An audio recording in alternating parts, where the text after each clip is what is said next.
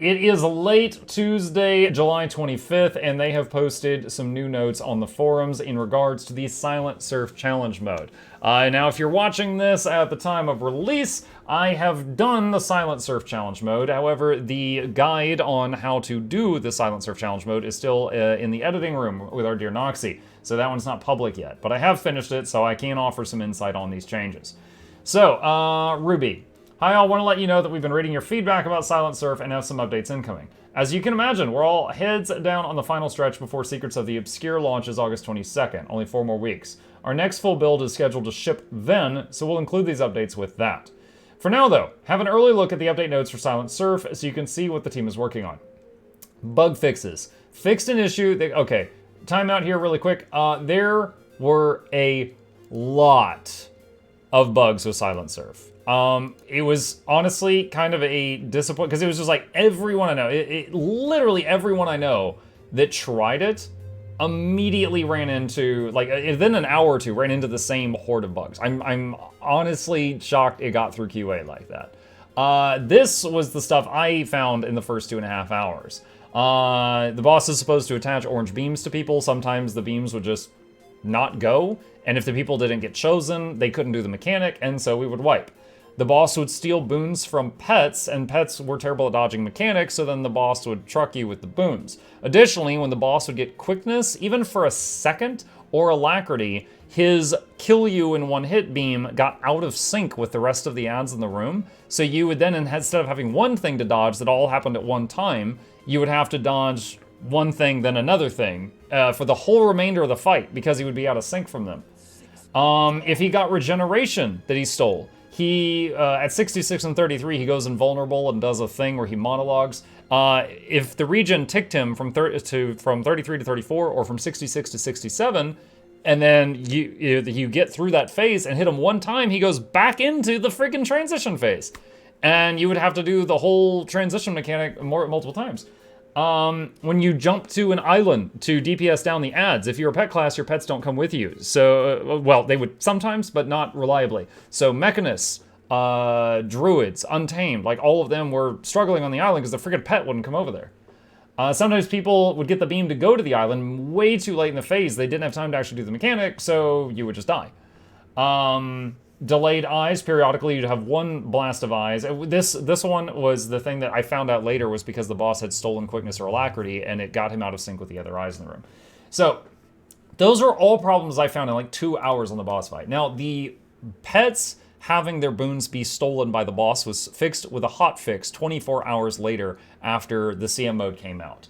And at that point, I went in there and I tried another 3 hours, so I did a total of like 5 hours of pugging it, and then I got a kill. Now, I was running with complete pugs. I didn't know them. If you were in there with a static, probably took you way less time than it did me. But I got my kill 3 hours of gameplay after they did the pet fix. But all the other bugs are still there. Plenty of wipes because of the bugs, like the 66 and 33 thing.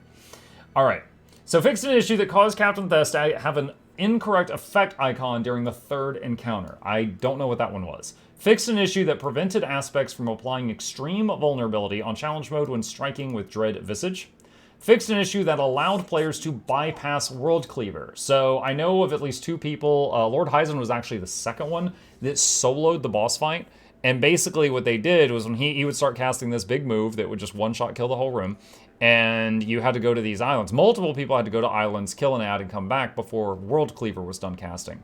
Now, Heisen and this other individual, they both just you found a way to use the grappling hook to get to this weird ledge that was at a spot in the room that you could grappling hook to and leave a white mantle portal device after, and then the World Cleaver thing, it didn't hit the whole zone. It just hit like, 900 range or something. So they found a way to get out of range of that with the grappling hook and then just portal back into the arena, and then they could continue with their solo attempt. Now, this, to be clear, the people that soloed this were in very tanky builds, and it took them like 70 or 80 minutes to do so. Very, very long. But the only thing that's stopping them from being able to solo it is can they bypass this mechanic, and they found a way to do so. And currently, there's nothing stopping groups from bypassing it in the same way. Fixed an issue that could cause the final boss to focus on attacking pets more than intended. I did see this on some of my attempts. The boss would just be attacking my pet or the Mechanist pet a lot, and I was just like, okay, so I would just heal it, but it was very odd. So I have seen that. Fixed an issue in which the Peace and Quiet achievement did not require Master Tier, causing it to be inconsistent with the achievement description. Yeah, some people were getting some of the achievements for the boss on much lower difficulties. Fixed in inconsistency with other challenge mode encounters and fractals, so defeated players can now be revived during the final encounter. So yeah, people on CMs, in 5-mans, you can revive them. Now it takes forever, as most of you know. Now I'm not talking downstate, I'm talking about full dead. It takes a long time to revive someone full dead in combat, but it was possible. You could do it. There are openings on Sunquaw that you can do that, and Arc as well. However, it flat out didn't allow you to do this in here, which this is one of the reasons a lot of people speculated that this was originally designed to be a strike mission, and then they later changed it to be a 5-man fractal, which is totally fine. I think it's totally fine that in development, they're like, you know what, this would be better for 5-man content, let's change this. The problem was that there was a lot of unforeseen consequences of that. Well, they didn't foresee them. One is that, people could not be revived in there. 2 is that if you get, like, for example, the infusion in there, you have to use strike mission currency to change the effect on it. 3, they clearly didn't think through how well this fractal was going to work with some of the fractal instabilities because, they just completely turned them off for a bunch of them because it was just out of control. And I'm going to be, getting to that in just a second. But yeah, there was a lot of evidence that this was originally going to be a strike, they changed it to be a fractal, and then oops, there was a lot of problems because of that. Again, I want to be very clear, I don't know that with 100% certainty, it's just guesstimate. It's an educated guess. Alright, fixed an issue that allowed frightening speed to be blocked. They recently made this to be undodgeable, they didn't intend it for it to be blockable either. Fixed a timing issue in the challenge mode version of Dread Visage's large eye warning effect that prevented it from detonating at the same time as the smaller eyes. As I mentioned, sometimes it would get out of sync with them, and you would basically have like death, and then you turn around and then death again. So, whereas it was all supposed to be synced up. Fixed an issue that could cause an aspect to return to the main platform during World Cleaver without selecting a new target for Phantasmagoria. I think that was the issue I saw where they would just like start channeling a beam and then just change their mind, and then because you didn't get a beam, you couldn't do the mechanic and then you would die. Fixed multiple issues with phase transition and the synchronization of Dread Visage attacks. Again, the eyes getting out of sync, so then you had multiple things in a row to dodge. The final, well, not dodge, but avoid. The final boss and the aspects no longer gain alacrity, regeneration, or quickness from boon stealing attacks. So, what this tells me is they didn't... I both like and don't like this. I would have rather... This is a super minor thing. I want to be very clear. Like, this is just me, splitting hairs.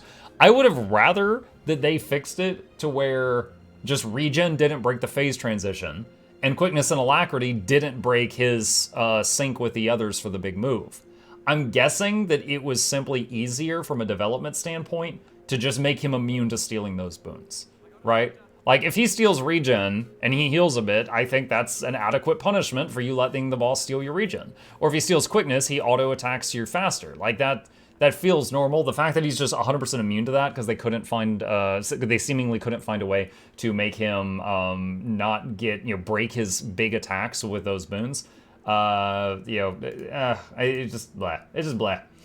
Sugar Rush has been removed from the list of Mistlock, Instability, Silent Surf. Same thing. When you would get the Sugar Rush instability, he would get too fast, he would get out of sync with the other adds, and the attacks would come at the wrong times. So again, they were like, we don't know what to do about this, so just make him immune to Sugar Rush. So he's immune to Alack, he's immune to Quickness, he's immune to Sugar Rush. All three of those are for the same reason. The regen is because of the phase transitions that was breaking.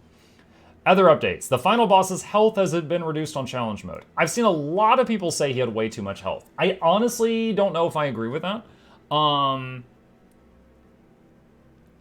The problem is on the boss fight, it's like you group up to give boons, to heal, and to fight him, and then it's like, oh, now we got the axes, gotta run out, come back. Now we got the boon rip, gotta run out, come back. Now we got the white beam, gotta run out, come back. Now we got the orange beam, gotta run out, come back. Now we got numbers on our heads, gotta run out, come back. Now you got the vomit instability, gotta turn away, come back. Now you've got the flux bombs, gotta run those out, come back. Now there's axes again, gotta run out, come back.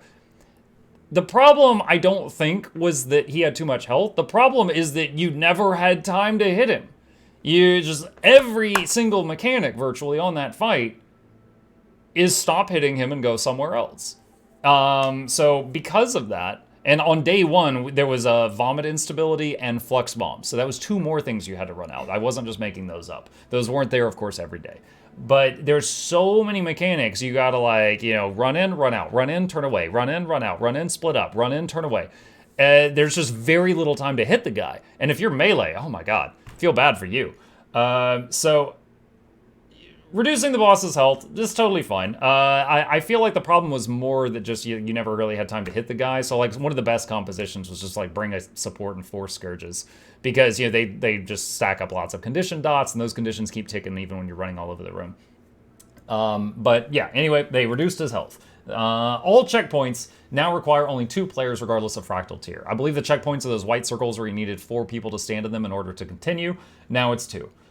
In addition to Sugar Rush, the following instabilities were removed from Silent Surf. Mist Convergence, which is the one where you get like the Angry Bunny, and then the Swamp Man, and then the Giant Tentacle, which was like a quarter of this boss's platform, and so on and so on and so on. And Vomit, Toxic Sickness. So they removed that one as well, because it was one more thing. So Flux Bombs is still there, and the Toxic Circles are still there, but that one's gone. As always, thanks for your constructive feedback, and keep it coming. So that's pretty much it. That's that note to the day. Again, these fixes aren't coming until a staggering 4 weeks from now. So if you are in no rush to do it, if you wait until then, it will be much easier. Not so much because they're nerfing it down, but because they're fixing a lot of broken stuff. Which again, makes you kind of sad, because it felt like QA, quality assurance, is a related topic to this. If you've got someone in QA and they're testing the game, and then there's a problem that only happens 1% of the time, and let's say you have 10 QA workers, there is a very high likelihood they will not find that problem. But then you release it to the general public, and suddenly you're seeing thousands of reports of this problem that they never saw. That's completely fair. I don't know of a single person or group that did this fight that didn't run into just bug spaghetti. And so I'm shocked that so much of this got out the way it did. So kind of sad to see that. I think it just bleh. But anyway, yeah, that's my thoughts on that. That's the news. And again, this patch comes out on August 22nd, the same day that there is the release of Secrets of the Obscure. If you got any more thoughts on this topic that I've missed, please put them down below.